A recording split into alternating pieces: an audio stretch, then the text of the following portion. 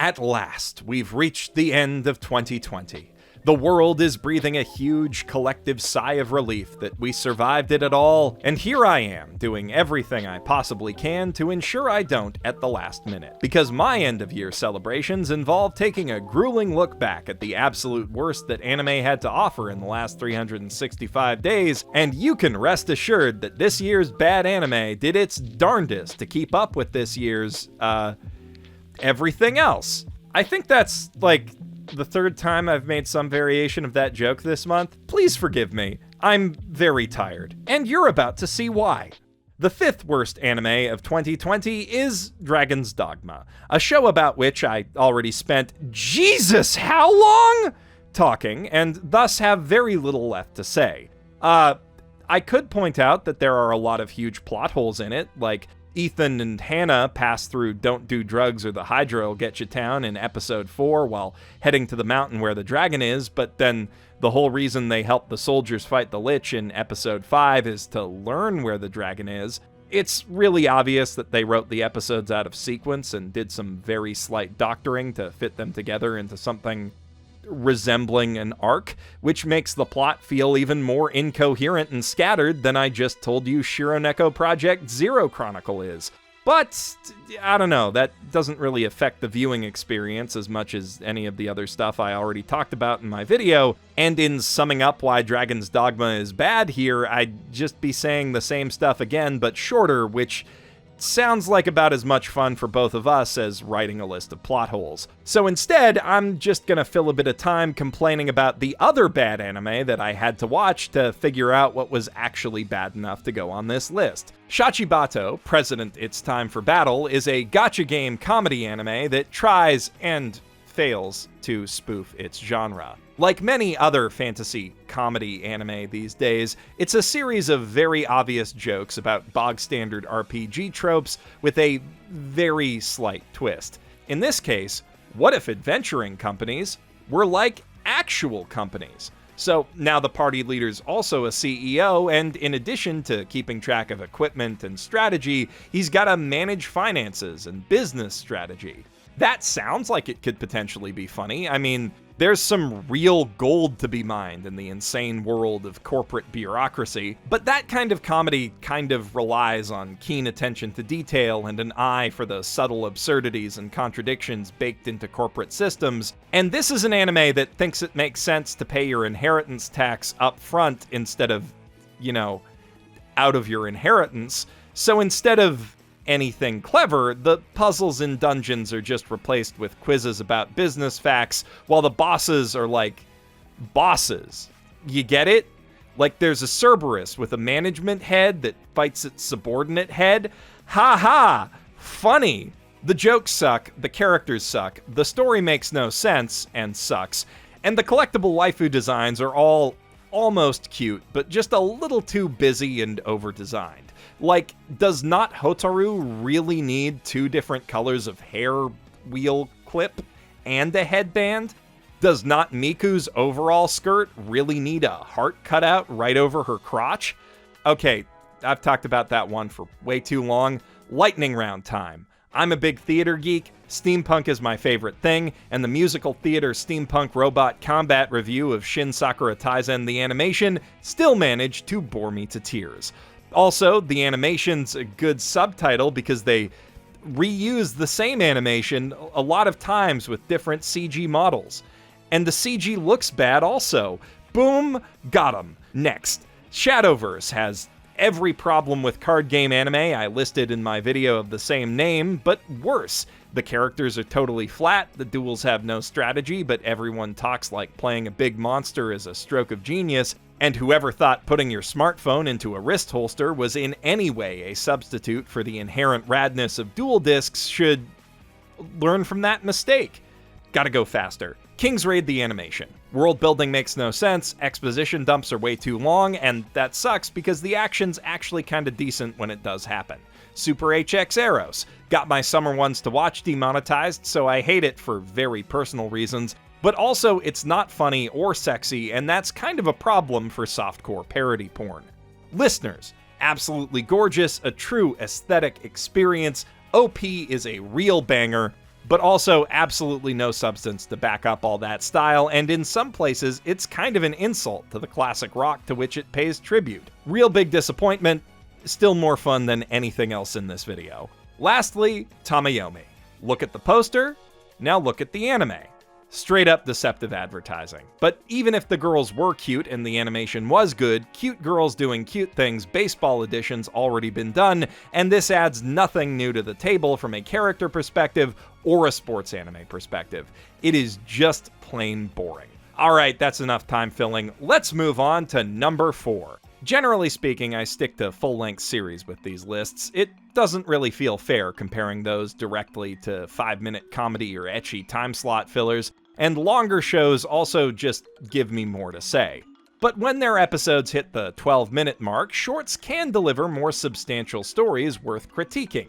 And I really couldn't let Peter Grill in The Philosopher's Time, the eugenics-fueled NTRM anime, pass without some kind of comment. Though, to avoid getting this video demonetized, I will have to choose my comments very carefully. I suppose I should explain what that last terrible sentence meant. Peter Grill is the strongest human warrior to ever, war, and after definitively proving his might in a grand fighting tournament, he's got only one goal on his mind: to marry his impossibly pure childhood sweetheart, Luvelia-senpai, and live out the rest of his days with her happily. Her father, the Adventurer's Guildmaster, has some doubts about Peter, though, and despite being framed as the villain, he is absolutely correct in that assessment.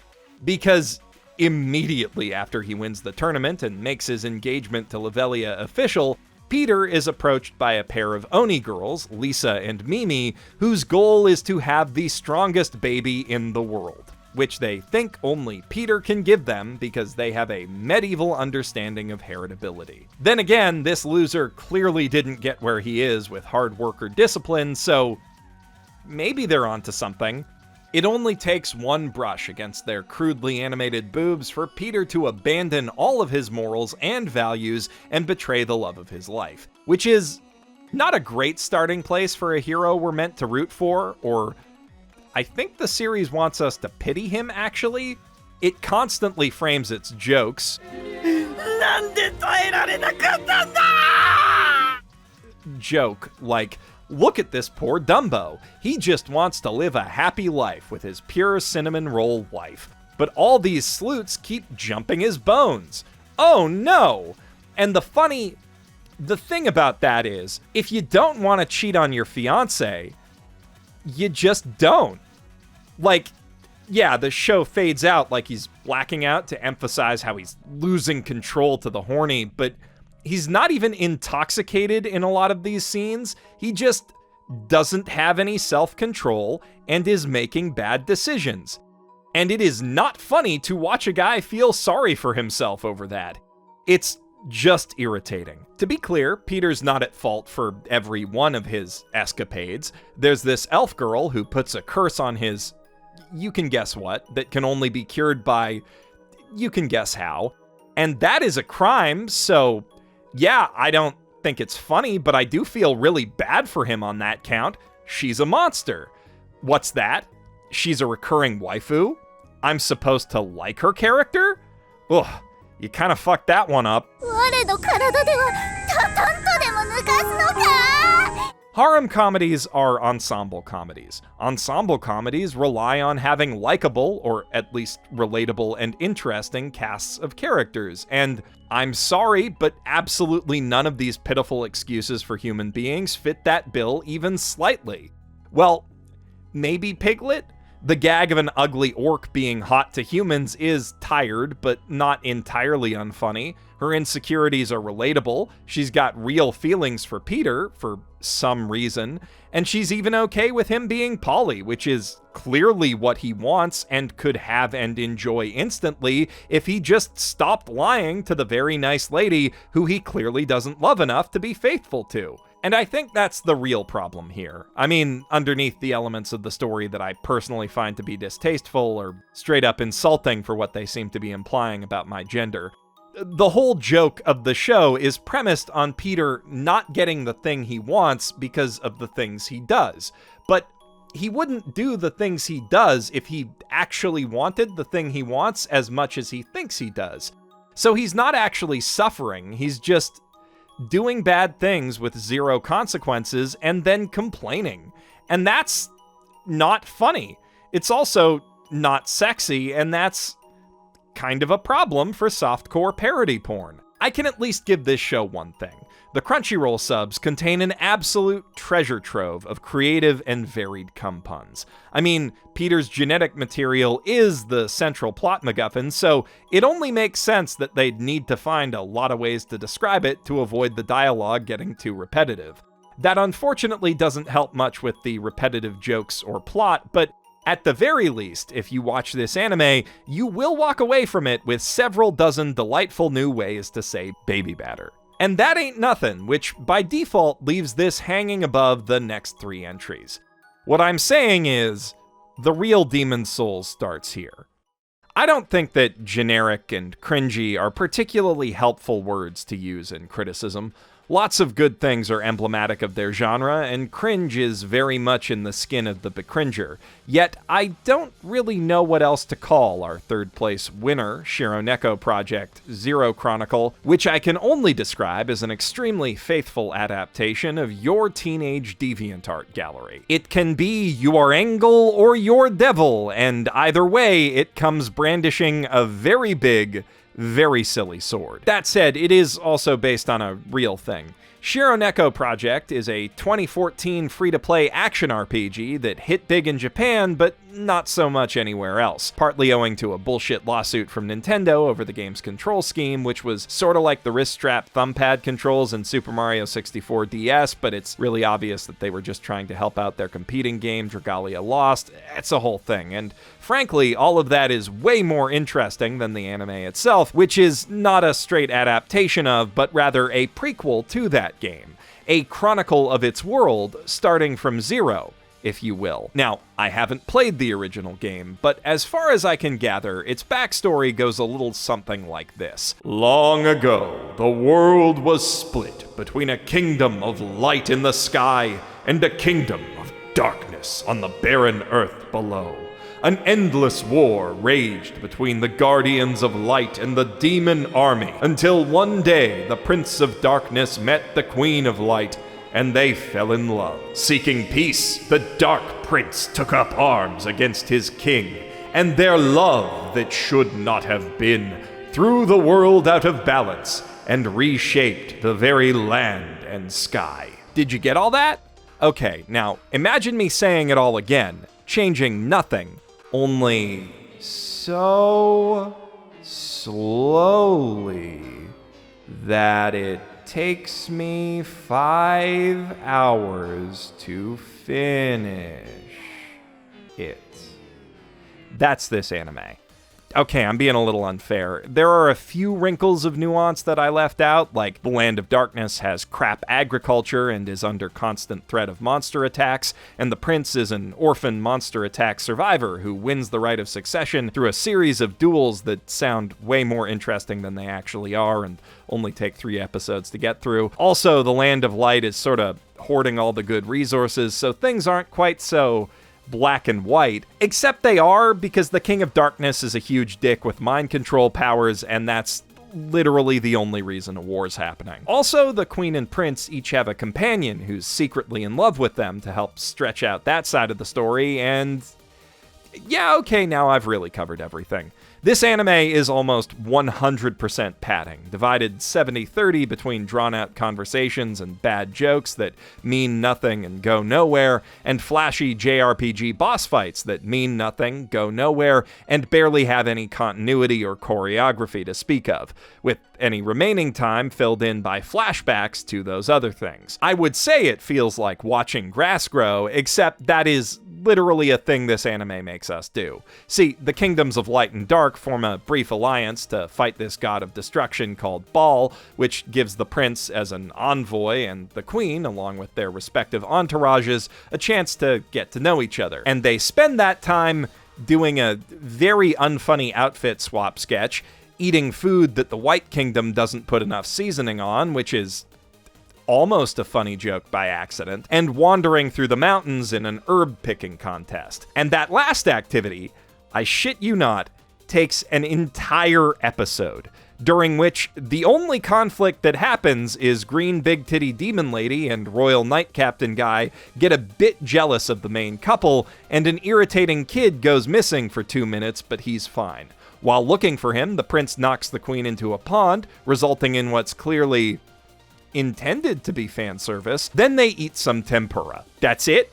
I did not skip anything. A significant portion of the episode's script is just names of herbs. And, I mean, I like slice of life bullshit. I could put up with that if the characters were characters, or if any of it went anywhere. Like, say, if the herbs or food or outfits that get swapped, or maybe the relationships that develop between the characters in these episodes had even the slightest tangible impact on the rest of the plot. But they don't. After a couple episodes of fucking around, the King of Darkness just hits the make a plot happen button, and the prince's buddy Adele is consumed by darkness and pulls a euphanator, only somehow even less narratively satisfying, so the prince has to chop him in half. Then the prince gets arrested and kicked in the face for the crime of saving the queen's life in front of everyone. Royal Guard Captain dude immediately forgets all of his character development up to that point and starts being racist against demons again, even though it's really obvious there's some black magic fuckery going on with his former friend. So it's up to the queen to bust the prince out of jail and feed him some lines that would make Padme and Anakin cringe. 光だけではない。世界には闇もあり。 Then he goes back to the Kingdom of Darkness to confront the king. No, he just goes and fights some random monsters in a canyon.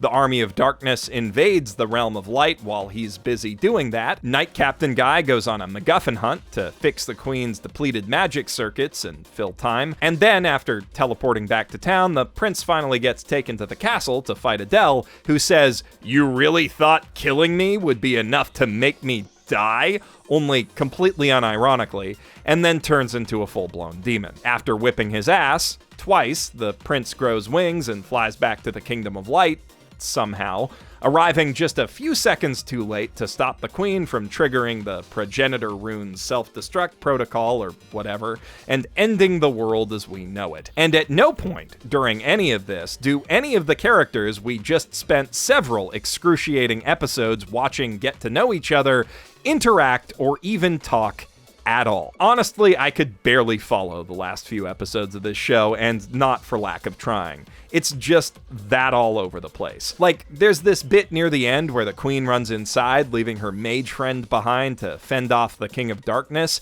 Then he engulfs her in dark energy, and we zoom into her mind, where suddenly she's consumed by thoughts of jealousy toward Iris, the queen. Then she wakes up and claims she's not corrupted, but she's actually telling the truth. She keeps fighting the bad guys, never betrays her friends, it never comes up again, and that whole scene did absolutely nothing but fill time, despite being an episode-ending cliffhanger. And that's time that could have been spent, I don't know, there's nothing in this story that's really worth expanding on, but a bunch of characters just sort of teleport around to places with no rhyme or reason in the climax, and also, despite some Sakuga in the middle of a few fights, all of the conclusions of those fights are a confusing mishmash of fast cuts and incoherent choreography, so there were definitely less terrible uses for it. Actually, they made a really big deal out of Adele catching feelings for the mage girl, so maybe, like, they could have done something with her trying to pull him out of the darkness, or them saving each other, or he could have dueled the Knight Captain, his former friend, instead of having that duty fall to the prince's swordmaster butler guy, who never met the captain or any of the Kingdom of Light characters prior to that moment, and thus has no way to meaningfully engage with any of them beyond trading cliche anime fight one-liners. Looking back, I actually cannot think of a single meaningful plot thread that connects from the start of this anime to the end of this anime. Besides the romance thing, which is barely resolved in the most contrived tragedy imaginable. Not that there's much to resolve. The only thing these lovers have in common are their jobs, a general agreement that war is bad, and the aforementioned propensity for making me cringe out of my skin.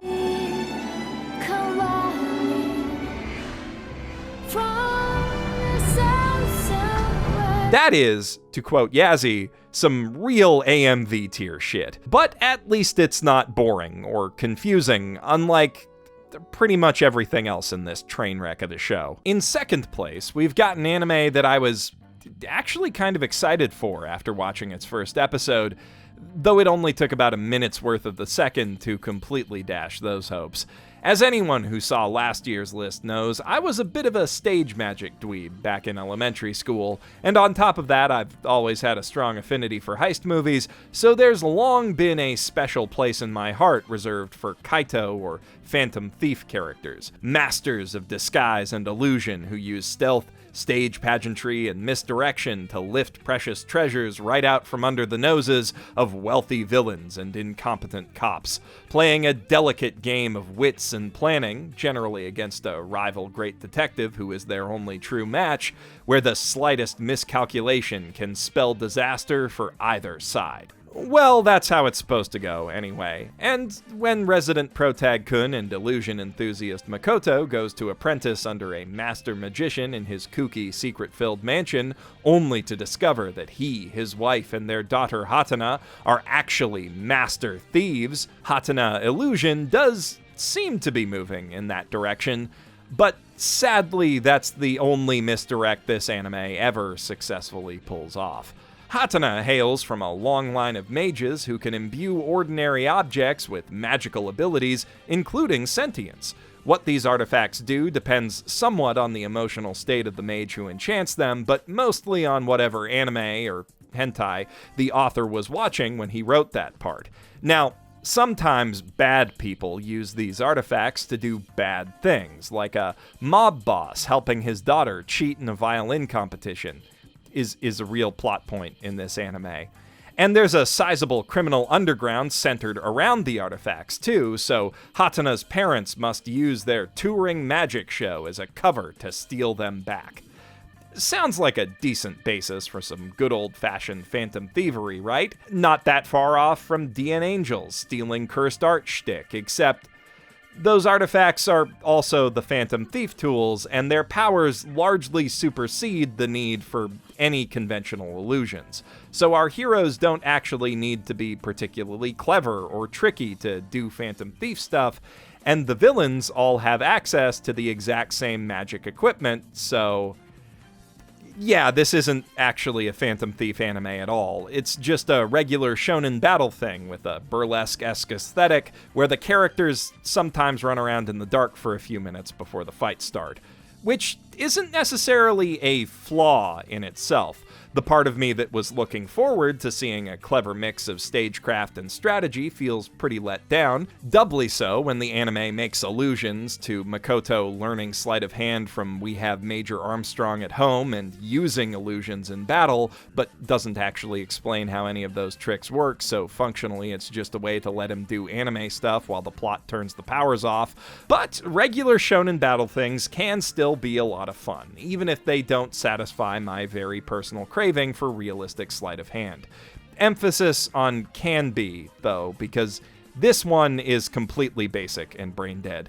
The key to every single robbery, I refuse to call them heists, in Hatana Illusion is just using more force than the other guy. Or the other blonde lady in bondage gear, since that's literally every antagonist in this entire thing. They do bring in a fat blonde lady in an evening gown to shake things up a bit as an early minor villain, but then she gets an artifact that lets her turn into an Evangelion ninja Gimp. Didn't say it was a cohesive aesthetic. And from that point forward, her tubby form is used exclusively to make unfunny jokes about her wanting to fuck the house. Or, to be specific, the spirit embodying the concept of a butler that the magic house projects to serve its inhabitants. It's complicated. Actually, no, it's not. It's just incredibly convoluted, mostly because they just seem to be making this shit up as they go along, and there's absolutely no aesthetic or functional consistency between anything in this power system. One artifact is a futuristic box that makes lightning, another's a pair of mind-reading sunglasses that make your hair fall out when you use them, one's a transforming maid uniform, and then there's a ball that negates all other superpowers at no apparent cost. Let's not even get started with the self-heating molester slime perfume or the weaponized origami animals. Artifacts can be anything and do anything. Sometimes they take a physical toll on their user, sometimes the writers forget they're supposed to do that. It's difficult to make an anime power system that feels less cohesive, coherent, and consistent than Stan's, but by Jove, they've pulled it off here, and it makes the battles feel like a mess even without the janky, incomprehensible animation, though that does not help. Neither does the incredibly lame arsenal that our heroes come packing. Hatana's signature weapon is a scarf that can transform into "Don't worry, honey, we have trigger anime at home" style weapons. She calls it Muff-kun, which pairs nicely, in several ways, with Makoto's Smile Stick, a dinky little magic wand that transforms into a bigger but no less dinky cardcaptor knockoff staff that can, do literally whatever the plot needs it to at that moment. So can Muff-kun, for that matter, so if you were looking forward to the characters, say, adding to their arsenals with the artifacts they steal over the course of the story, don't. That would be too cool for this. The other thing is, while Makoto's able to instantly master his artifact with basically no effort, Hatana, despite having had hers for way longer, can barely use it and is constantly fucking up, getting in over her head, and needing to be rescued. By Makoto, of course. That is what happens in 3 out of the 5 robberies that she participates in this 12-episode Phantom Thief anime, with her name in the title. For what it's worth, there are only 8 thefts in the series total, and our heroes are the targets of 3 of them. They get bamboozled and out-stealthed more frequently than they do that to the bad guys, which is the opposite of what I came here for. One time, it's by Hatana's aunt, who was posing as the lady butler of her rich childhood friend to gain access to their mansion. Even though a few episodes later, we learn she has a magical claim to the property, which allows her to come and go as she pleases, and also evict our heroes and take their stuff. Like I said, convoluted. Anyway, after Auntie robs them that first time, Hatana chases her to the docks to get back what she stole, immediately fucks everything up, and has to be saved by Makoto. Now, the other 2 times she gets damseled are pretty much identical in how they're written to a frankly eerie degree. A mean older lady in Hatana's family tells her that if she steals a particular artifact, her mom will come back home. She just believes them, despite having been betrayed by each of those women in a previous episode and having negative reasons to trust them. It then turns out that the predictable liar lied and it was a trap, and then Hatana gets bondaged up in a T-pose and moans and grunts a lot while the definitely not an audience insert character fights to save her. Now, personally, I don't find this to be particularly engaging or satisfying storytelling. I got bored with it around my 30th video game or so. Your mileage may vary depending on your tolerance for the sexist cliche so cliche that it's a cliche to call it a sexist cliche, and to be fair, there is an argument to be made that Hatana's growth as a phantom thief and person is the central arc of the story, and thus we need to see her fail a couple times before she can succeed. But when she falls for the exact same trick twice in episodes 4 and 12, you have made the arc align, and that argument falls apart along with the entire story. Clearly, despite being the title character, Hatana's mainly here as a lingerie and top hat clad accessory for Makoto's magical adventures. And she's not the only one. Most of the supporting characters are girls, many of whom have feelings for Makoto, including his apparently male stage magic rival, who is revealed to be Mulaning it when he has to rip her shirt off for medical reasons.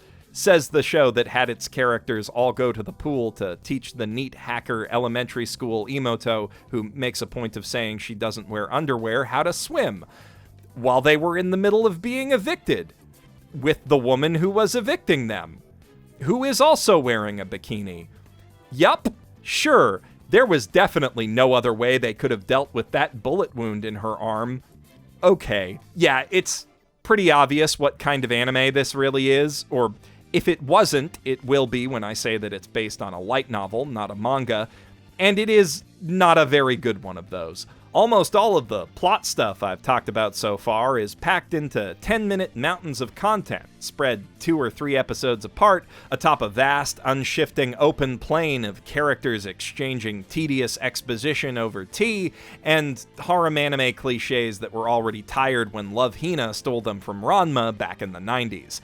Like, Hatana just hates boys, for no reason except that's the trope you do when a boy lives at a girl's big house in an anime. Sure, the boys at her school are typical annoying harem background characters, so I can see why she wouldn't like them, but they're not borderline rapists trying to beat her into dating them like the ones Akane dealt with. So when Hatana walks in on Makoto, her butler in training, cleaning the tub for her and her friends after they were caught in the rain, and instinctively beats the shit out of him for it, it just makes her come off as, if you'll pardon the derogatory language, a huge bitch. She's not likable, her outbursts are not endearing, and they do not give her character depth. She's just needy, incompetent, and mean to the people who try to help with those things. But she's got big titty, and she's tsundere, so we're just expected to like her. And that's pretty much par for the course as far as characterization goes in this series.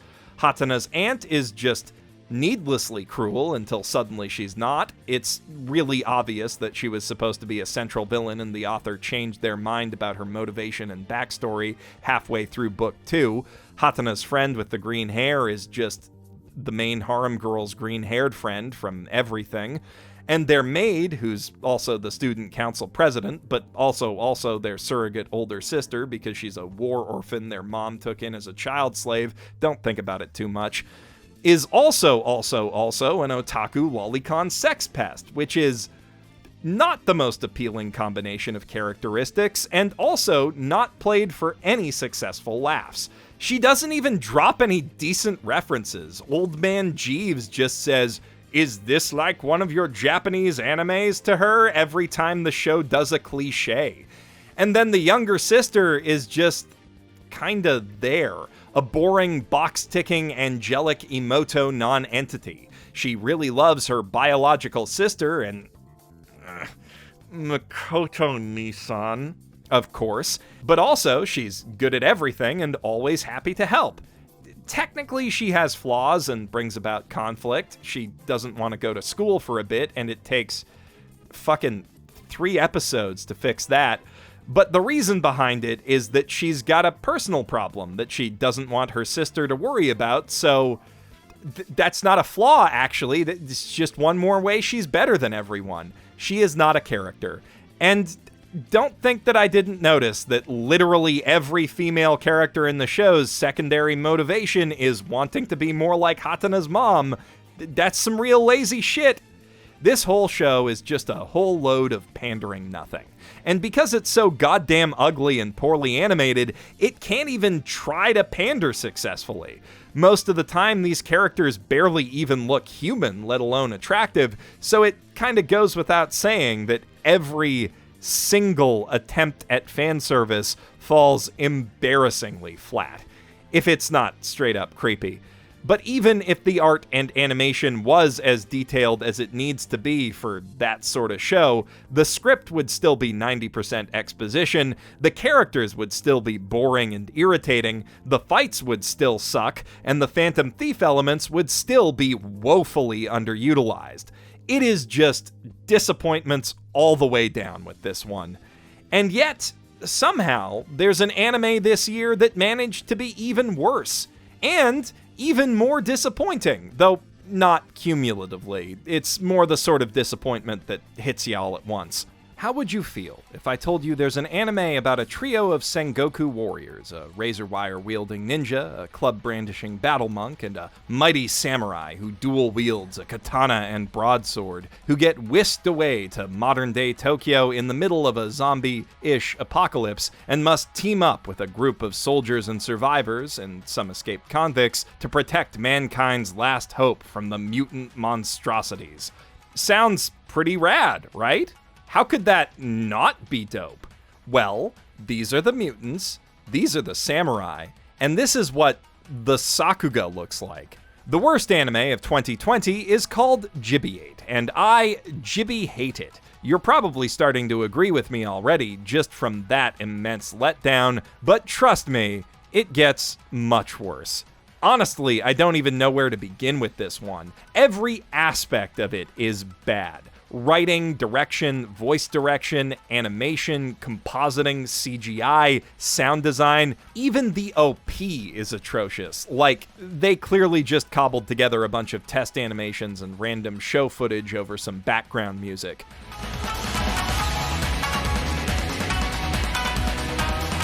So, I guess if everything's terrible, it makes sense to start with the parts that aren't. That song may not work as an OP, but it does feature some pretty skilled shamisen, courtesy of the Yoshida brothers, who also scored the We Would Like to Play commercials. Fun fact. The show's background art is very detailed and technically impressive, painting a vivid picture of a ruined, overgrown Japan, and, it's got some pretty dope concept art, too. Though that is also the root of a lot of its problems. Yoshitaka Amano is a brilliant watercolor illustrator, best known for his work on Final Fantasy, who painstakingly crafts surreal, intricate dreamscapes with inimitably fine brushwork. I can imagine someone with a keen eye for art looking at his and asking, why can't all anime look like that? The answer is that animation involves a lot of people drawing a lot of drawings in roughly the same style very quickly. It is an art form built on rapid imitation. So when you base animation on designs by an inimitable artist who takes a lot of time to add a lot of tiny details and subtle color gradients to the things he draws, you're gonna run into some issues. And the thing is, those are known issues. Amano's a famous dude. Over the years, a lot of studios have tapped his talents for anime. Out of those, only a few movies and OVAs, which typically have higher budgets and looser schedules than TV anime, have even come close to emulating his style, and all of them trade off for it with stiff, awkward animation. There's a reason the heroic legend of Arslan only came to TV after Hiromu Arakawa redesigned all the characters for her manga adaptation.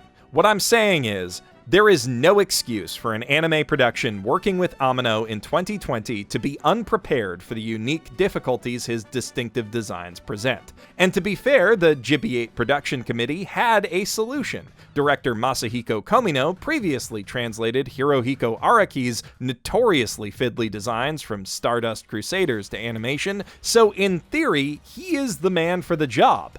In practice, though, all of the characters in Gibiate just look like JoJo rejects with weirdly thin lips. And now, as a bonus, we get to see how those sort of designs animate without any of the heavily stylized effects and transitions that define the JoJo brand. Answer: they don't. Also, Gibiate's solution for emulating the subtle watercolor gradients of Amano's paintings is to slap the purple-green Handshaker's vomit filter over everything. Love that! There is not a single frame of this show that looks good or even decent, and in motion, it's straight up unwatchable. Half the time, the camera is jammed up some dude's nose, pointed away from whatever's moving, and every animation we can actually see is slow, awkward, and devoid of impact, whether it be hand-drawn or terrible CG.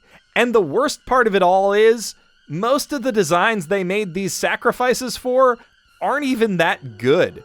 The two main characters, Kathleen and Sensui, are decently distinct and Amano-esque, but then the group Lancer, Kenroku, is literally just Lancer, but a ninja. Kathleen's mom is just an anime mom. Dr. Yoshinaga fell out of some random ER Otome game, and the goons who trouble the group through the story's midsection are just the first things you imagine when you hear the words Yakuza, Mafia, Ninja, and Otaku.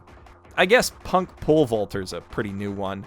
Of course, we can't talk about ugly characters without at least touching on the titular monsters, the Gibia, nocturnal arachno-reptilian things that make more of themselves by stabbing humans with their mutagenic stingers. And when I describe them with words, that sounds cool. Resident Evil mangaka Naoki Serizawa certainly has the creature design chops to make them look cool, too. And maybe they would have, if they weren't optimized for the GameCube. But even if they weren't, even if Komino had figured out how to work with Amino's designs effectively, or they just hired an actual animator to design the characters instead, GB8 would still be one of the worst anime I have ever watched. Series writer, creator, producer, planner, supervisor, and production committee chief Ryo Aoki's previous anime script credits include Bonjour, Sweet Love Patisserie, a mediocre short-form reverse harem ONA made to sell an unreleased mobile game, the project draft for End Ride, which might just be the worst anime based on a released mobile game, and that's it. That's literally all he's ever done as far as any of the sources I can find tell me. And boy, does it show. GB8's script is straight up unsalvageable. This is a show that thinks the best and also only way to acquaint us with a character's personality and motivations is to have them directly tell us what makes them tick in a video confessional at the start of each episode. You can't just have your characters announce how they feel! That makes me feel angry! That's also how it delivers most of the exposition about its apocalypse scenario, combined with some newsreel clips just in case it wasn't hacky and cliched enough already. The first episode's intro also heavily implies that Kathleen is recording her confessional while the Gibia infection sets in. Hearing the sound of dripping water is the first symptom of the mutation, and they make a point of showing that sound effect over and over again during the sequence, but you better believe that never comes up again, unless it was planned for the sequel series that he tries and fails to bait in the very last scene.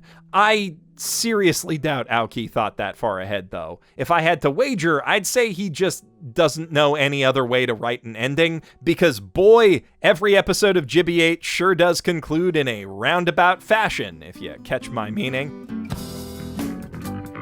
Actually, I meant the scripts are padded to hell and back, and every potentially dramatic moment is ruined by some character overreacting to it, and then another character overreacting to their overreaction, and then they say some combination of, oh no, and each other's names 3 or 4 times, and how has that monster not killed them by now? But now that you mention it, a lot of those scenes do also cut to a to-be-continued screen about 3 seconds before the problem is very easily resolved. And if it's not resolved, there's a decent chance that whatever tragic, awful thing is implied to be impending will happen off-screen. Like the monk guy, who becomes Kathleen's surrogate father figure and is the only one she has left after her mom gets infected, locks her in a building so he can valiantly defend her from an army of Gibia, including her mutated mother, whom he was in love with, and all we get to see of that dramatic battle is its bloody aftermath surrounding his already cold corpse. Meanwhile, Adam the soldier gets this big dramatic sacrifice where he blows up a whole horde of Gibia in the highway they were running on with a remote C4 charge that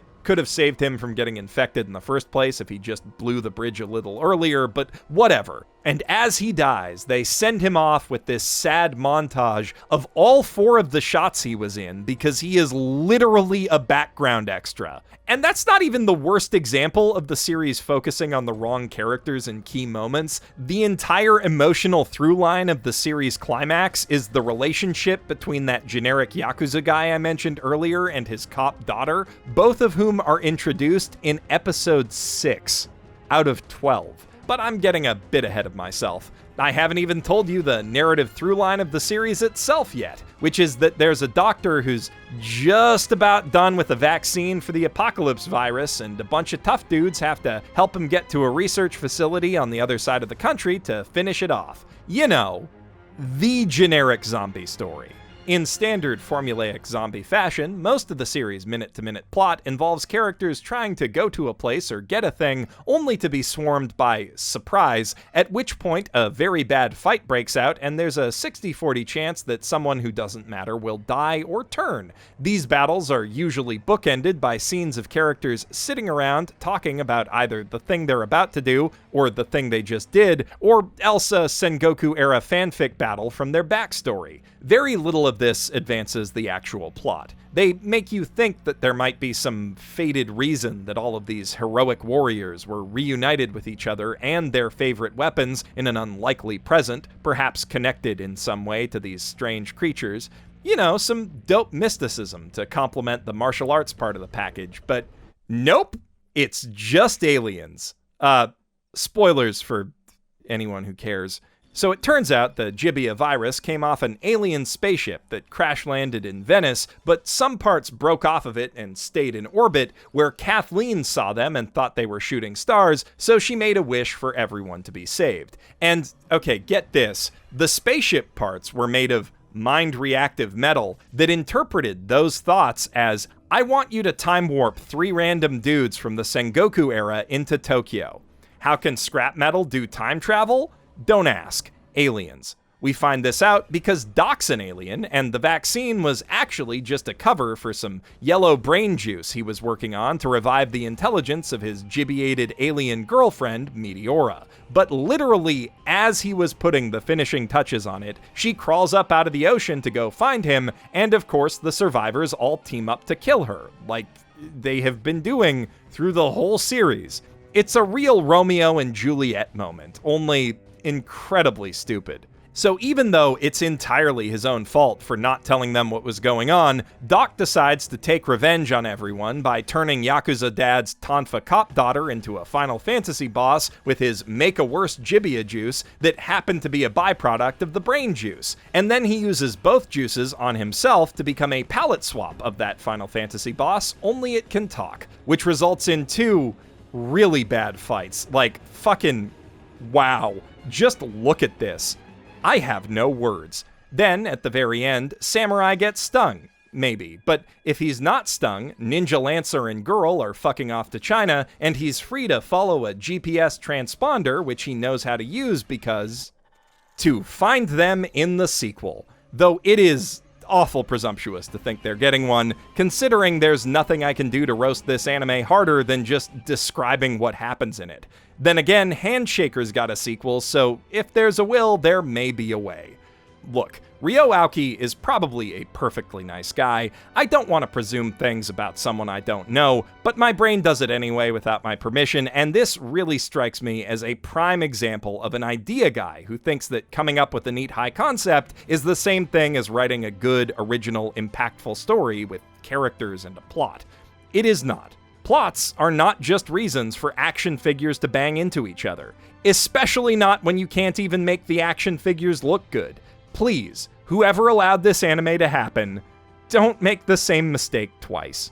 Even if you're Ryo Aoki's friend, especially if you're his friend, you would be doing him and the rest of the world a huge favor if you just told him to practice a little bit before he tries showrunning again. Please. These bad anime lists are always an excruciating experience, but this wasn't even fun bad. You could have squeezed the entire plot and all of the characters from this 5-hour TV show into a tight 90-minute movie, and it still would have felt a little light on content. I was so fucking bored. It took me days to get through this show because I felt so exhausted after a couple of episodes. And while killing your harshest critics through sheer bloody attrition is a legitimate strategy, I guess, you could also just not, please. Or I guess I could just stop subjecting myself to bad anime and try to be happy. Nah. I'm Geoff Thew, professional shitbag, and I'll see you next year.